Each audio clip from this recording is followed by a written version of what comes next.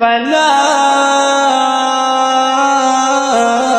أقسم بمواقع النجوم وإنه لقسم لو تعلمون عظيم إنه لقرآن كريم في كتاب مكنون لا يمسه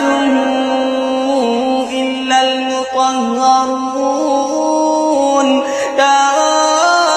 تنزيل من رب العالمين